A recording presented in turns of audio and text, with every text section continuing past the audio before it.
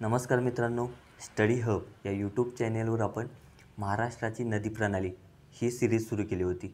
आता आपण त्याच्याशीच रिलेटेड एक नवीनच सिरीज सुरू करत आहोत, ती म्हणजे भारतातील नदी प्रणाली.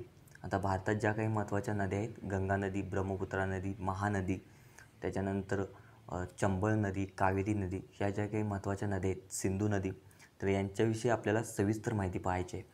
आता हे जे लेक्चर असणार आहे ते मित्रांनो UPSC, MPSC या सर्व विद्यार्थी मित्रांना हे लेक्चर उपयोगी पडणार आहे. अतिशय डिटेलमध्ये मॅपचा आधार घेऊन आपण हे लेक्चर बनवणार आहोत, घेणार आहोत. अगदी 2-3 बुकचा रेफरन्स घेऊन हे लेक्चर बनवलं आहे मित्रांनो. माहिती खूप डेटा गोळा केला आहे याच्यासाठी. तर चला स्टार्ट करूया आपण. गंगा नदी. आता मित्रांनो, गंगा नदी पाहत असताना त्याच्याशी रिलेटेड ज्या काही फॅक्च्युअल गोष्टी आहेत, वन लाईनर आहेत, त्या आपण पाहूया. आता पहिली गोष्ट पहा, भारतातील सर्वात मोठे जलसिंचन क्षेत्र हे गंगा नदीचे आहे. आलं लक्षात? पहिला पॉईंट. त्याच्यानंतर दुसरा पॉईंट काय आहे पहा, भारत बांगलादेश या 2 देशातून ही नदी वाहते, प्रवाहित होते. त्याच्यानंतर भारतातील 5 राज्यातून ही नदी प्रवाहित होते. तर ती 5 राज्य कोणकोणती पहा, उत्तराखंड, उत्तर प्रदेश, बिहार, झारखंड आणि वेस्ट बंगाल, पश्चिम बंगाल.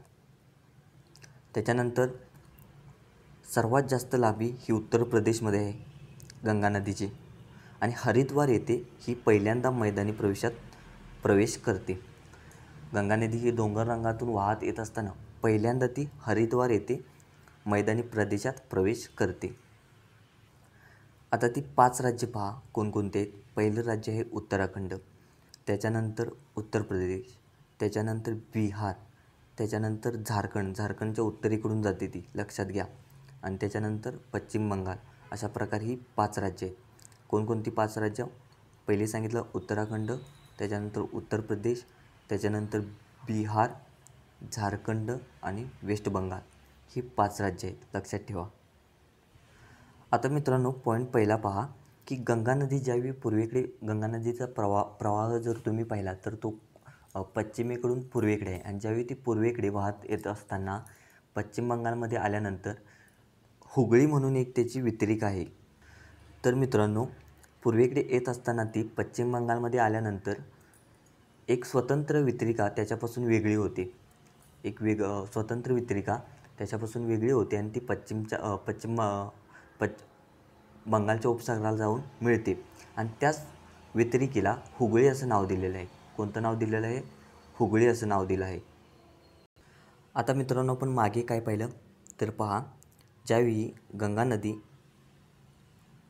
पश्चिमेकडून पूर्वेकडे येते त्यावेळी वेस्ट बंगालमध्ये आल्यानंतर एक वितरिका तिच्यापासून वेगळी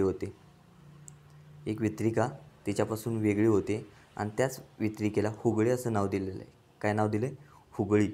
ही जी काही तिची वितरिका आहे, तर त्या वितरिकेला हुगळी नदी असं नाव दिलेलं आहे, आणि ती स्वतंत्ररित्या जाऊन बंगालच्या उपसागराला मिळते. आता ज्यावेळी आपण गंगा नदीच्या ज्या काही उपनद्या पाहणार आहोत त्यावेळी आपण त्या हुगळी नदीविषयी माहिती पाहूया. पहा, ह्या हुगळी नदीच्या काठावर एक महत्त्वाचं शहर आहे, ते म्हणजे कोलकाता शहर. त्याच्यानंतर गंगा नदीला बांगलादेशमध्ये पद्मा असे ओळखतात. ज्यावेळी ब्रह्मपुत्रा नदी गंगा नदीला मिळते त्यावेळी त्या गंगा नदीचे नाव पद्मा असे होते. त्याच्यानंतर गंगा नदीला शेवटी बराक नदी मिळते, तिलाच की आपण मेघना नदी म्हणून सुद्धा ओळखतो, आणि शेवटी गंगा नदीच्या प्रवाहाला मेघना असे नाव पडते, आणि शेवटी मेघना म्हणूनच ती बंगालच्या उपसागराला मिळते.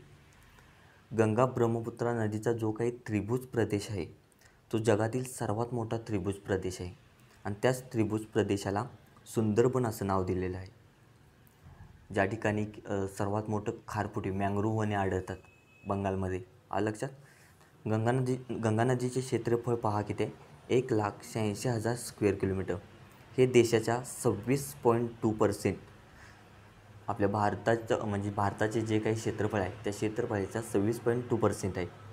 गंगा नदीची लेंथ पहा 2,510 किलोमीटर आहे. आपण जर विकिपीडियावर जर पाहिलं तर गंगा नदीची लेंथ दिलेली आहे 2,525, पण ही आपण ग्राह्य ही स्टेट बोर्डामधली शालेय बुक जी काय आहेत त्या शालेय बुकमधली आपण घेतलेली आहे, त्यामुळे हीच ग्राह्य धरतात 2510 किलोमीटर. आता मित्रांनो, आपल्याला सगळ्यांना माहिती आहे की दोन प्रवाह एकत्र आल्यानंतर म्हणजे भागीरथी नदीचा प्रवाह आणि अलकनंदा नदीचा प्रवाह ज्यावेळी देवप्रयागमध्ये एकत्र येतात त्यावेळी तिथून जो पुढे प्रवाह जो निर्माण होणार आहे त्या प्रवाहाला आपण गंगा नदी असं म्हणतो. पण याच्या अगोदर जे काही लहान लहान प्रवाह येऊन अलकनंदा या नदीला मिळालेले ते कोणकोणते प्रवाह आहेत ते पहा. आता मित्रांनो, धौलीगंगा कोणती नदी? धौलीगंगा या नदीला विष्णुगंगा ज्या ठिकाणी मिळते ते ठिकाण म्हणजे विष्णुप्रयाग. त्याच्यानंतर ह्याच धौलीगंगाला पेंडार नदी मिळते. कोठे मिळते? तर कर्णप्रयाग या ठिकाणी. त्याच्यानंतर धौलीगंगा याच नदीला मंदाकिनी नदी मिळते रुद्रप्रयाग या ठिकाणी, आणि या ठिकाणीच त्या नदीचा प्रवाह पुढे अलकनंदा असा ओळखला जातो. आता रुद्रप्रयागनंतर जो काही नदीचा प्रवाह असणार आहे तो अलकनंदा या नावाने ओळखतात. आणि त्याच्याच नंतर हीच अलकनंदा देवप्रयाग या ठिकाणी भागीरथी नदीला येऊन मिळते. त्यावेळी त्या ठिकाणी गंगा नदी बनते आणि तिथून तिचा प्रवाह जो काही असणार आहे तो गंगा नदी म्हणून ओळखला जातो. आता परत एकदा तुम्ही लक्षात ठेवा, विष्णुप्रयाग या ठिकाणी विष्णुगंगा नदी मिळते. त्याच्यानंतर कर्णप्रयाग यानंतर पेंडार नदी मिळते. कोणत्या नदीला? धौलीगंगा नदीला. आणि मंदाकिनी नदी धौलीगंगाला रुद्रप्रयाग या ठिकाणी मिळते. आणि त्या प्रयाग या ठिकाणी जो काही पुढचा प्रवाह असणार आहे तो अलकनंदा असा ओळखला जातो. आणि हाच अलकनंदा प्रवाह देवप्रयाग या ठिकाणी भागीरथी नदीला मिळतो आणि तिथून पुढे गंगा नदी बनते. आता सर्वांना माहिती आहे की मित्रांनो, गंगा नदीचा उगम कोठे आहे? तर गंगा नदीचा उगम आहे गंगोत्री या ठिकाणी. पण हीच गंगोत्री म्हणजे मुख्य प्रवाह भागीरथी नदीचा आहे, आलं लक्षात.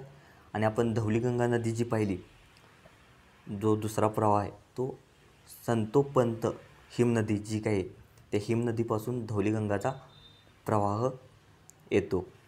या ठिकाणी पहा, ही जी काही धौलीगंगा नदी आहे तर ह्या धौलीगंगा नदीपासून संतोपंत हिमनदीपासून धौलीगंगा हा प्रवाह निघतो. आणि हा जो काही भागीरथी नदीचा प्रवाह आहे तो गंगोत्री या हिमनदीपासून निघतो, आलं लक्षात. आता गंगा नदीविषयी माहिती पाहत असताना मित्रांनो, ही 2 ते 3 लेक्चरमध्ये आपण पाहायचे आहे. खूप मोठा पार्ट आहे, त्यामुळे तुम्हाला जो ऐकायला पण बोर होईल म्हणून मी लहान लहान लेक्चर बनवलेले आहेत जेणेकरून तुमच्या जास्तीत जास्त बाबी लक्षात राहतील. आता पुढच्या लेक्चरमध्ये आपण गंगा नदीच्या ज्या काही महत्त्वाच्या उपनद्या आहेत आणि त्या उपनद्यांच्याविषयी माहिती पाहूया.